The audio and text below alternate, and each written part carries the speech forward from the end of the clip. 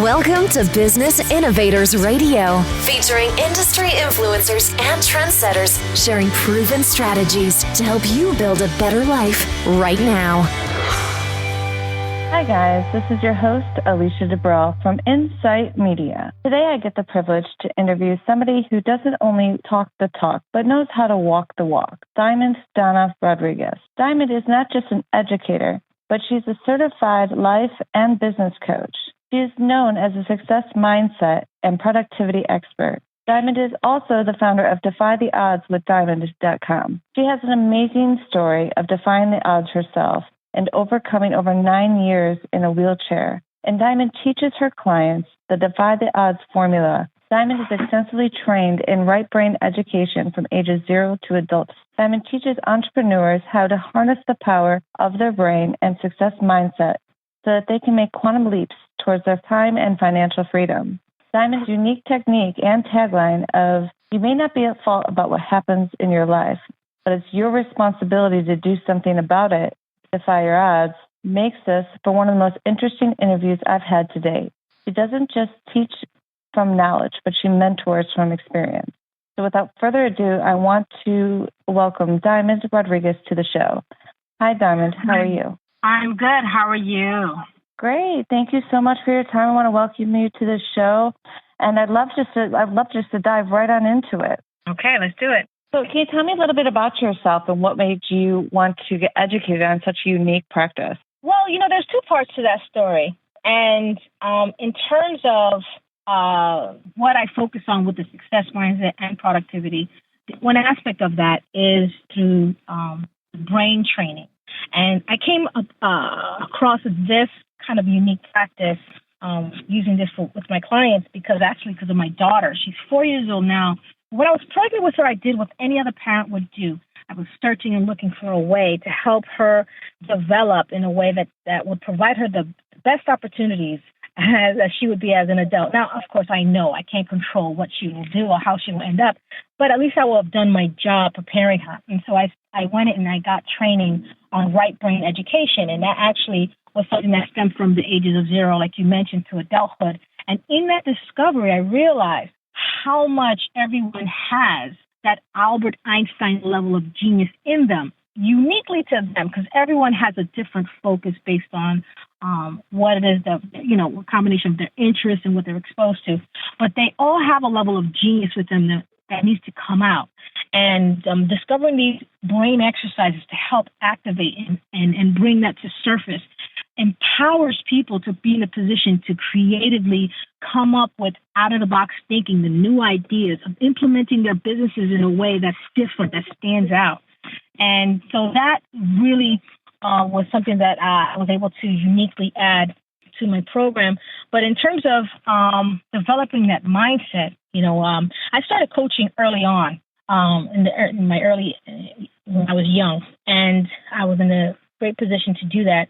And I was always looking for ways as a coach to dynamically impact individuals to work in a way that would help them transform. And so you mentioned that I was in a wheelchair. I was, but that experience of being in the wheelchair, I realized was a blessing in disguise because I accomplished something that many would consider an impossible feat by overcoming that and walking again when I was told that just wasn't a possibility by a doctor. And I'm grateful for that experience because of that, I went through a series of growth. I had talking to people, finding out what I needed to know, learning new skills and techniques, and just doing research and working very hard. I was able to develop something I like to call the Defy the Odds formula. And because of that, I realized that this formula can be applied to anything, not only into something that would seem seemingly impossible to overcome in terms of getting out of a chair, but into business, into life, and into decisions, hard decisions that needs to be made just by the concept. And it's something that could be crafted for the person. And I'm not saying that this could be used and anyone with a wheelchair will get out, but this is more about a mindset. So that helped me create a mindset that I can help teach my clients And I have to tell you, the people that I have worked with, whether they were a client or not, whatever it is that I helped them focus on, we saw success together. And I'd like to believe it's not because I'm awesome. It was not because of that. It was more of having the ability to help discover their strength, their inner genius, or lead them in that path where they were able to find what it is that they needed by encouraging them and implementing that mindset. So fortunately, that's something that has worked in terms of the people that I've helped. So, that's really powerful from you being in a wheelchair, being told you'll never be able to walk and to, I guess the way you would call it is defy the odds and be able to get to the point where you can walk again. Do you mind telling us why or how you ended up in a wheelchair? Were you in an accident or what happened? Well, it was something that kind of just happened. I was in college, and at the time I was on track of being a private public accountant and in my studies, and I was interning as a corporate accountant in the tax department in a prominent bank at that time. And I discovered that, hey, you know what? Corporate America is not for me from that experience. And I went into business for myself in my 20s. And out of nowhere, I started to experience these symptoms. But in the process, I discovered that I loved being an entrepreneur and working for myself. And I achieved success very quickly. But then those symptoms started to come harder, and it started overtaking my body. I was later discovered that I was dealing with an autoimmune condition, but a very debilitating one, that within a year's time, I ended up in a wheelchair. So I could barely move the chair. I had lost a lot of muscle tone, and I had a great support system with people. But it was just something that the doctors at that time would tell me that was not something that I can just reverse. I was basically stuck in that chair, and I specifically spoke to one doctor, and he basically said, there's nothing I could do. So everyone has their own story that they can tell and they share. But I knew for me, sitting in that wheelchair was not the story that I was going to be settled with. Like I wasn't willing to, I don't want to say accept, but I wasn't willing just to sit there and say, you know what, I'm just going to give up because he said, forget it. I was going to fight. I was going to see what I was going to do. And in that search, I went out, I was talking to what I could, who I could, that achieved any level of success in overcoming what they, health-wise, and researching, finding techniques, and just going through this process where I later called what came together, Defy the Odds program. And over time, and even dealing with people, because I never stopped reaching out and looking to coach and help people, this was something in the different ways that I was able to share.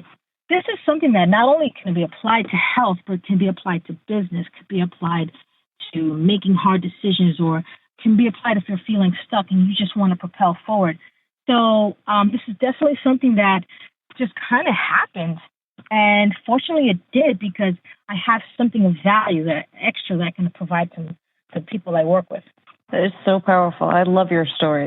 It's great. And actually it's kind of bringing me right to my next question, which is, so who do you help? What type of clients do you help, and how do you help them? Well, I got to tell you, I can't help everybody, but what I love to work with is people who are ready. They're ready for a change, and they're heart-centered entrepreneurs or solopreneurs who are passionate about their purpose and their ability to contribute and serve their clients, but are searching for clarity, because whether they're not sure, they hit some confusion, they need perspective or structure or system or support, or just lack that confidence or dealing with debilitating fears and limited beliefs, but they just know they have something.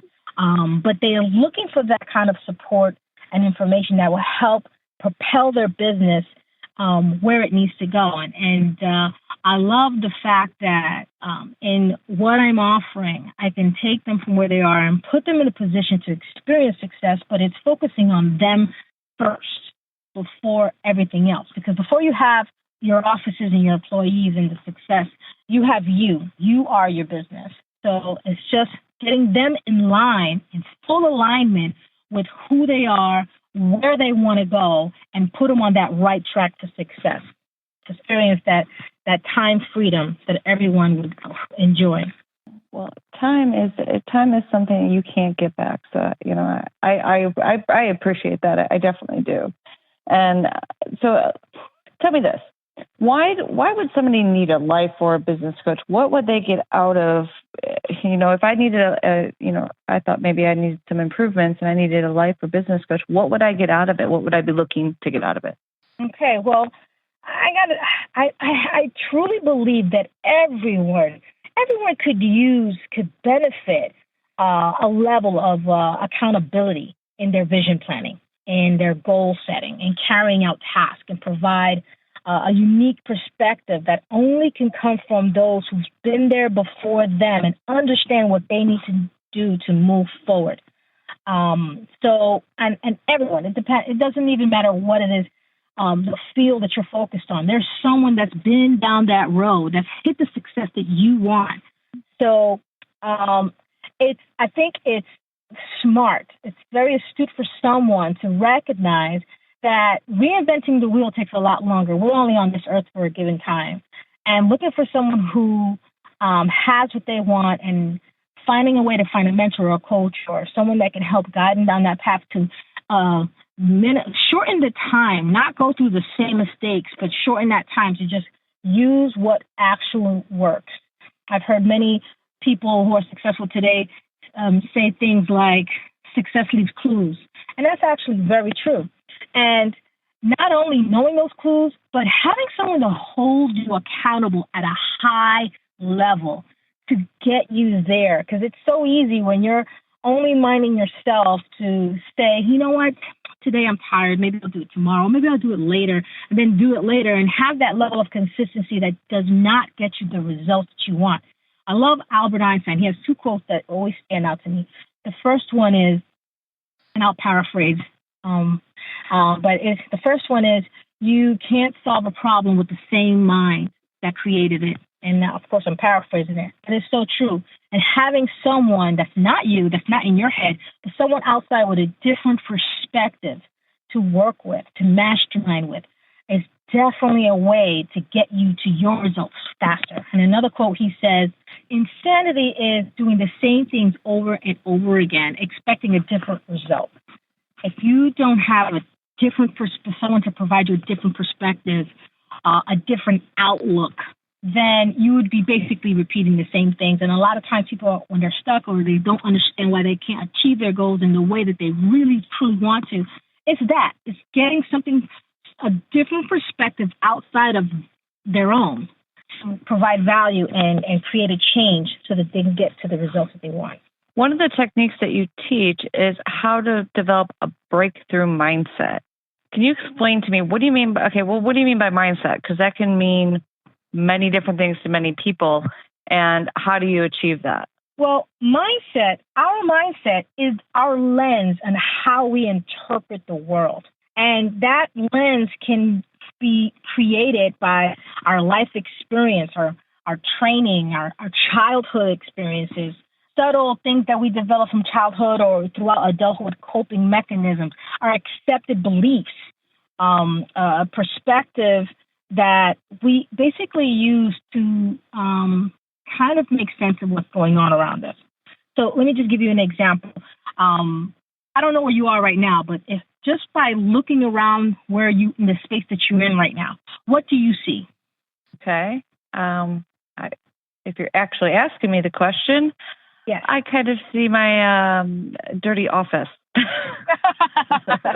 Unorganized office that I need to clean. All right. Just name one thing in that office right now. Desk. Okay. Now, close your eyes for a second.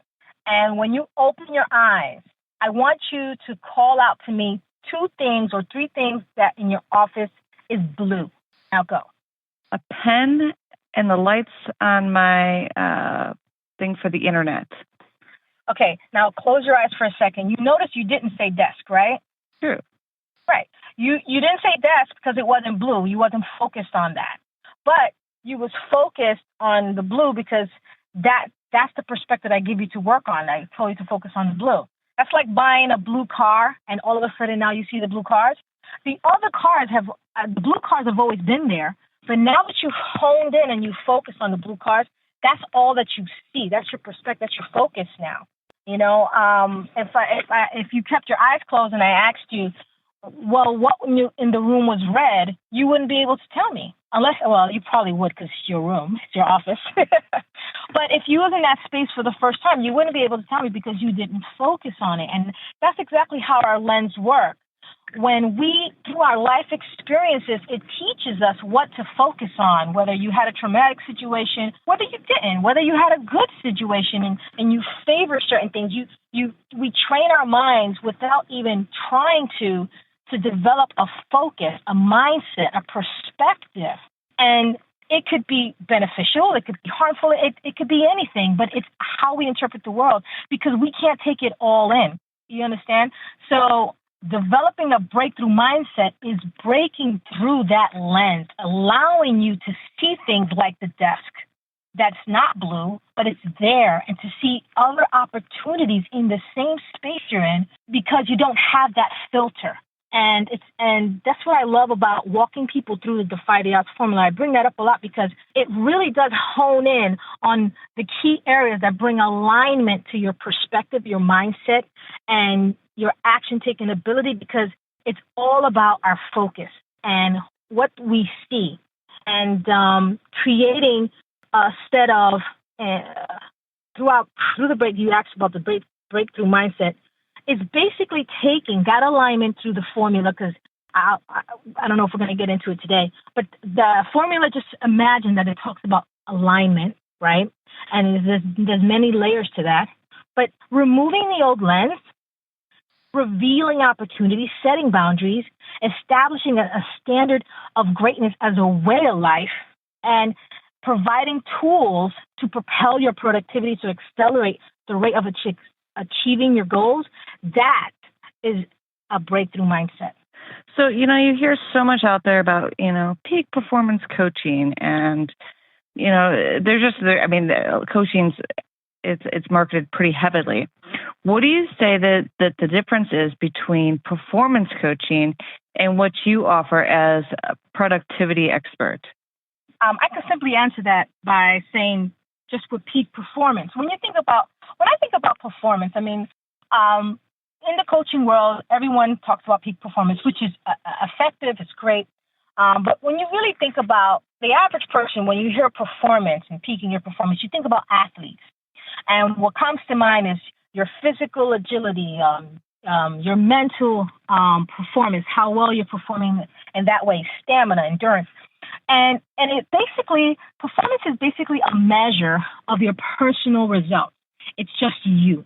When it comes to what I'm talking about in terms of productivity, that includes a level of performance, absolutely. In my program, we focus on peaking brain performance, but it's also including, which has been proven to be effective and powerful, then focusing on your body with the peak brain performance, but it's also including efficiency in terms of your personal analytics, increasing your creativity and creating systems, not only in terms of what you do, it's how you do things, and leveraging not your experiencing, your relationships, your partnerships to get faster, high caliber results.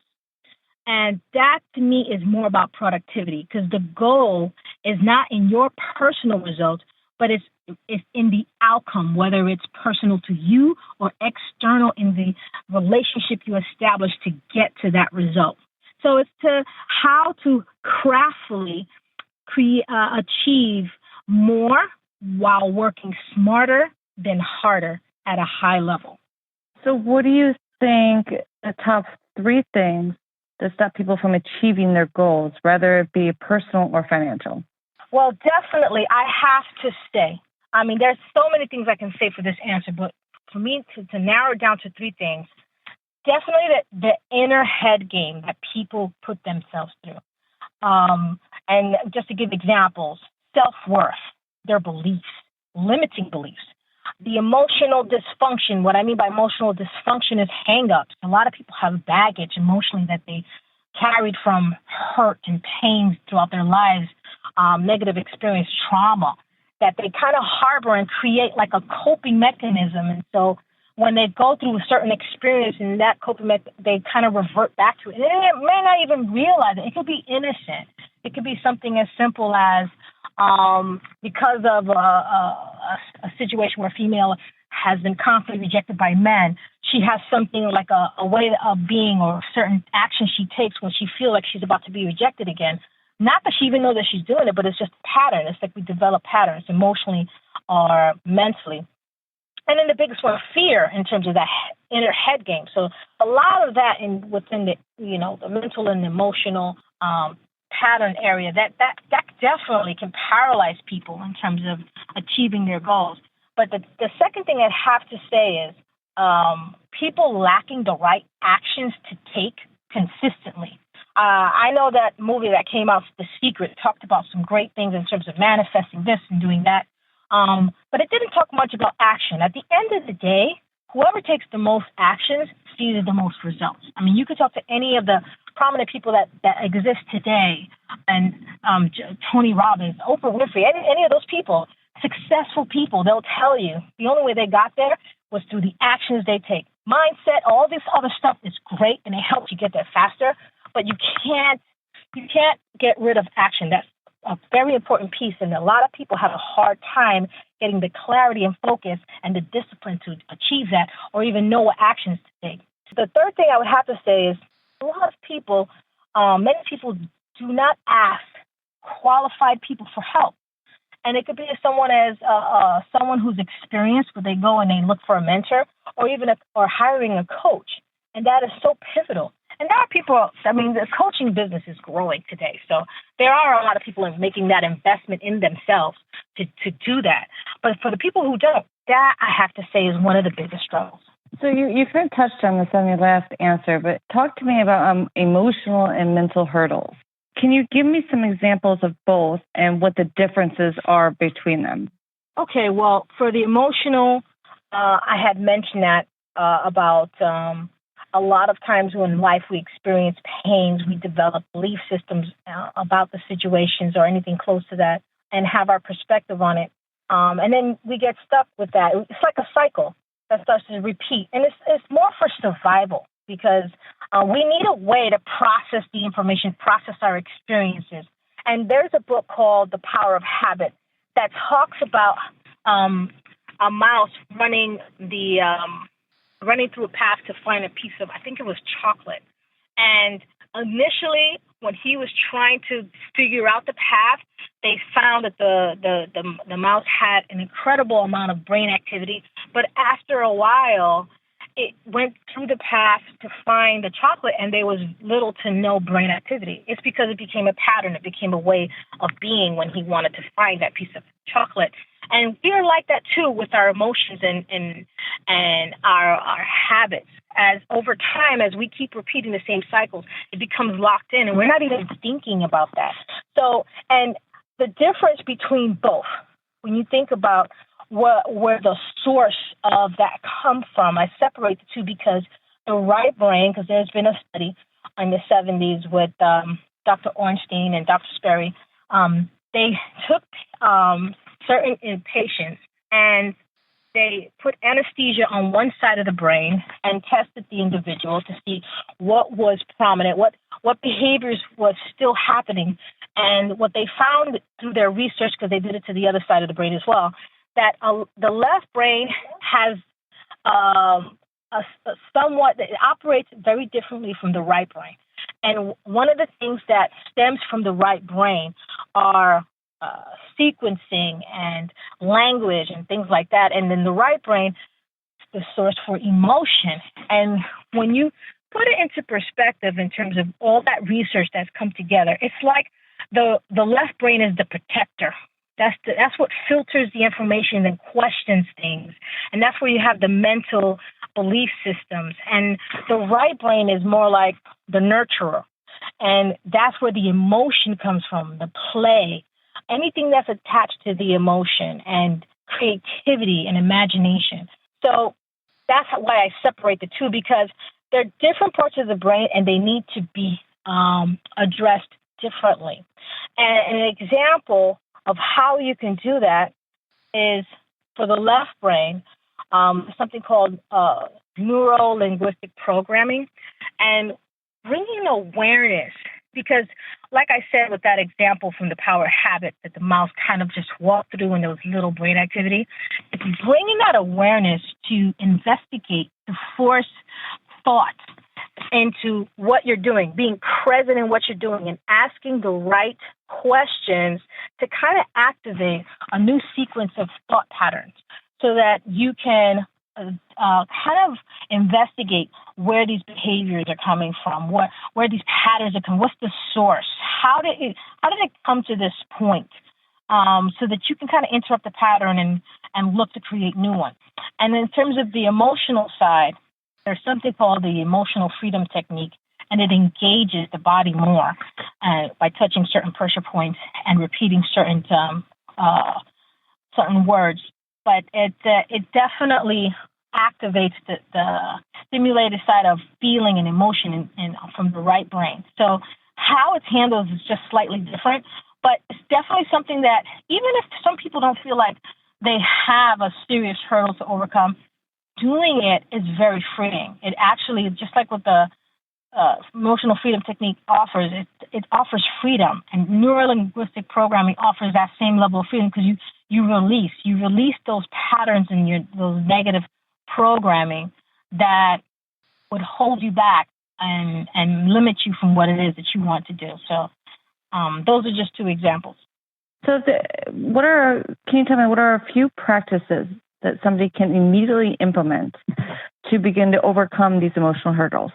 Well, I had mentioned neuro-linguistic programming to bring awareness, and the emotional freedom technique to release the emotional pain or attachment to maybe past situations that keep drawing us in. But there are plenty more.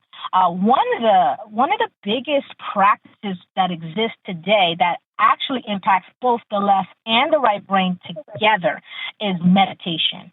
That's one of the things that I have in my coaching program. We have a daily morning meditation of intention, and we go through I walk them through this experience, and while allowing there to be some level of brain training also involved in that as well. But by doing that, it brings the individuals to a state of consciousness that allows them to have more control and be connected. It's something that I would love for the people here today to experience, and definitely that's something I would love to offer. Just one meditation practice that they can check out. But doing a daily meditation has been scientifically proven to change the brain over time. And that is such a tremendous practice that they can do today. And there's a way to do it, but they can do that today. And that would allow them to start to see a change in how they see the world and feel a level of peace and calm and de-stress. And another thing is setting goals on what you want so that you can have a purpose to pursue. If you don't, even if it's an emotional hurdle, like you mentioned, what is it that you want? Like if you're having a hard situation to overcome from a breakup, or maybe you want to achieve success in your business, but you're just kind of stuck on maybe a level of an experience that brings your self-worth to the point where you can't even see yourself achieving it, whatever the case may be, because everyone is different.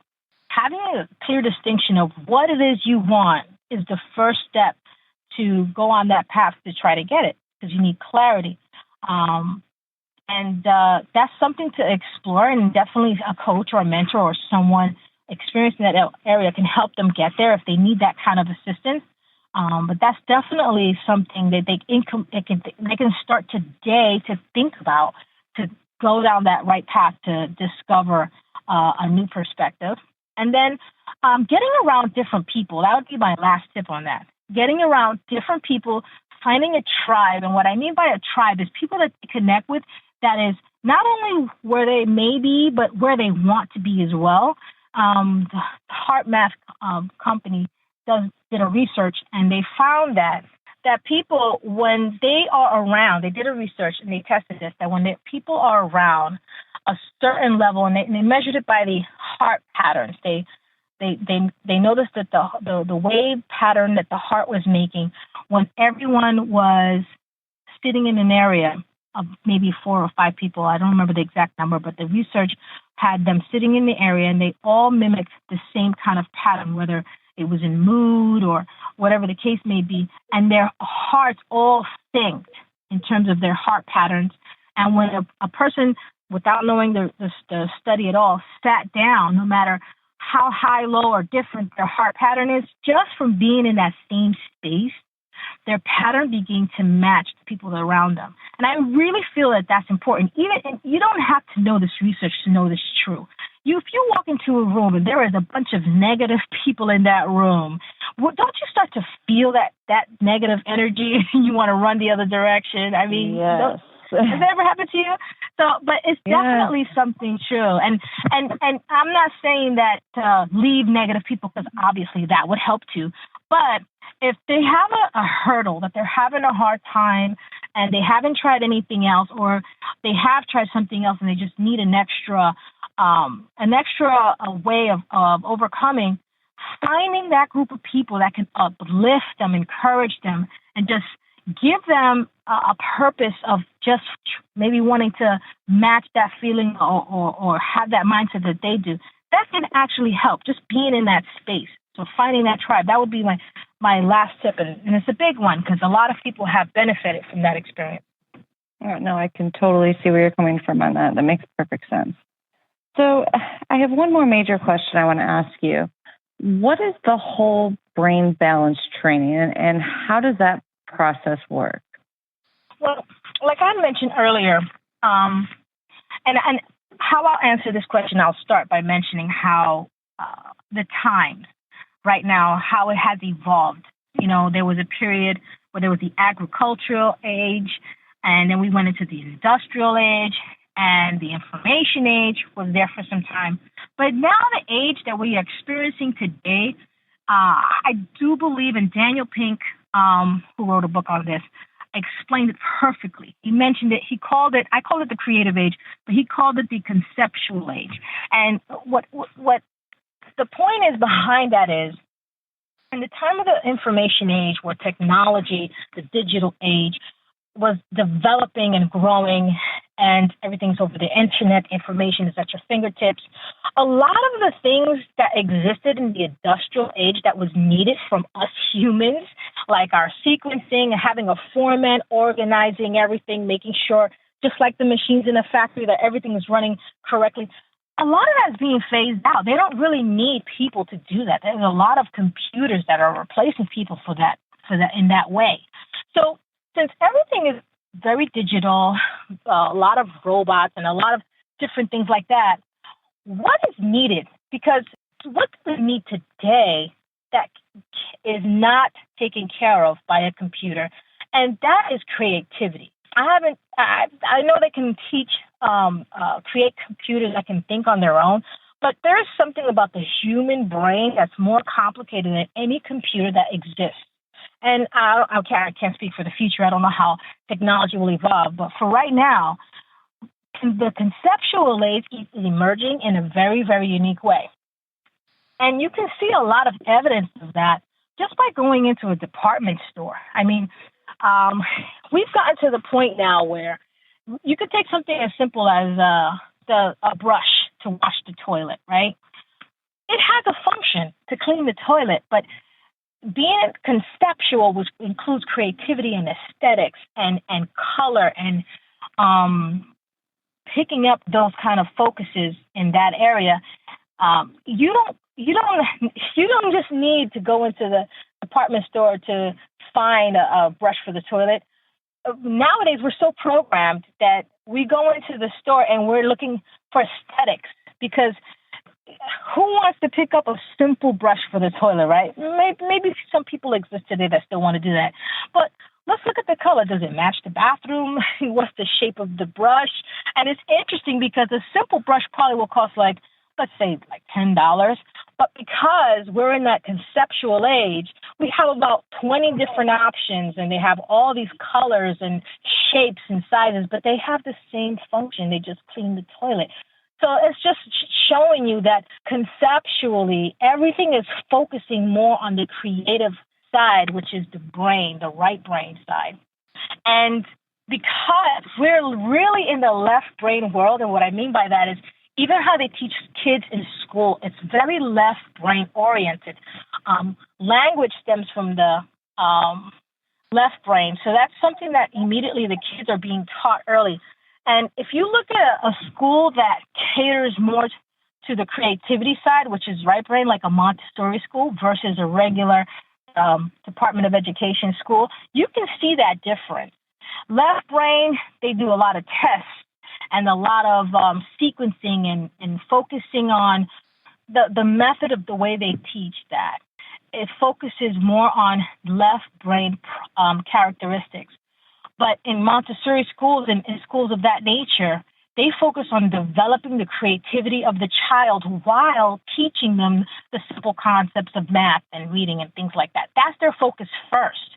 And that actually is a benefit and an advantage at the same time, because from my research with right brain education, when you do that, you create a whole different experience in terms of how you see the world. Because on the right brain, it's very spatial. It's very broad in terms of the information that comes in. Because in the right brain, we see things through pictures. On the left brain, it's very focused, very detailed. It focuses on the minute detail of things. But the right brain focuses on everything. That's why when you think about, if you ever went into training, they focus a lot on memory, because if you're taking in all this information to connect the dots, having the increasing the memory allows you to really come up with using concepts that people can't even understand. Like that was one of the issues that Albert Einstein had. People couldn't understand the way he thought, because he actually is a great example of an overdeveloped connection towards the right brain. And they actually, when they did a biopsy, they were able to show that it was overdeveloped. This had happened because he had developed late in age in terms of language, and it was discovered that he developed very slowly on the right side of the brain, that connection. So his right brain became his source of development and understanding and making connections to the world. And so that opened up a level of genius and creativity that allowed him to process information and have a very unique perspective on everything. And I feel like we're entering into an age where that's needed, and focusing on not only developing the right brain, but developing the right brain and the left brain together as a whole brain balance provides a platform of a way of thinking that is not like anything else that we're experiencing right now, because it's becoming a focal point. It's not just a luxury of just developing this and having this cool thing that you have, the ability. But this is like way of thinking now. The best person now that we're looking to employ now are people who think creatively, that can really think out of the box. If you look how the jobs today are evolving, I mean, I could talk about this all day, as you can see. But going back to your question, what is the whole brain balance training and how does this process work? It's basically providing an advantage. And when it comes to getting you to the place where you want to achieve your goals, you want to take all the opportunities that you can to develop yourself to be in a position to do that. And there is a lot of brain training, like developing your memory, accessing your brain waves in a way where it allows problem solving and thinking at a level that you wouldn't normally have on a regular conscious level. So there are many ways to do that. And meditation, of course, comes up a lot in this area too, because meditation kind of activates that alpha brainwave that gives those kind of opportunities to think at a more profound, intuitive level. But yeah, so that's basically. I hope I answered that question from there. But I really feel passionate about this topic, because I really do believe that it's going to help so many people solve a lot of problems.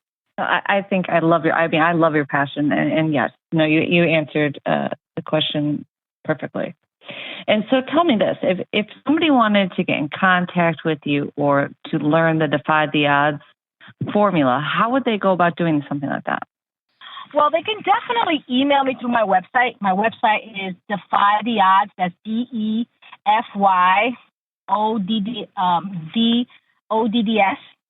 with diamond, like the stone. Defy the Odds with diamond.com. They can easily go into the website and shoot me a message, and they will send me an email. And also on the website, if they really want to get more information about the Defy the Odds formula and the program that I'm offering my clients right now, they can definitely book an appointment with me, and we can strategize to see what needs that they have and what areas that they feel that they can use that extra coaching or just strategize. I can basically give them some ideas in terms of what they're doing to help them move to the next level. So definitely they can reach me through that website. And I also have a Facebook page called Defy the Odds with Diamond. They can find me there on Facebook. And I welcome it. I look forward to having more conversations with people. Well, I will have to say, I really want to, first of all, I want to thank you for your time. I mean, you are educated in such a unique technique, and your passion is just amazing. And I think anybody would feel privileged and blessed to work with you, to have somebody who doesn't just preach, but has actually defied the odds herself. And then, you know what I mean, who's, coming from a place of experience instead of just a place of knowledge. I think that gives so much to your clients. And I think that's really powerful. So I really want to thank you for taking the time out to educate us and just really explaining the entire process of Defy the Odds and, the difference between right and left brain. It was a really cool interview. I really appreciate it. Well, thank you. And I really appreciate you having me here so I could talk with you and share. And I'm grateful to be here. So thank you for the opportunity. Oh, it's definitely my pleasure. All right, guys, this is Alicia Dibrell from Insight Media. Until next time. Thanks for listening to Business Innovators Radio. To hear all episodes featuring leading industry influencers and trendsetters, visit us online at businessinnovatorsradio.com today.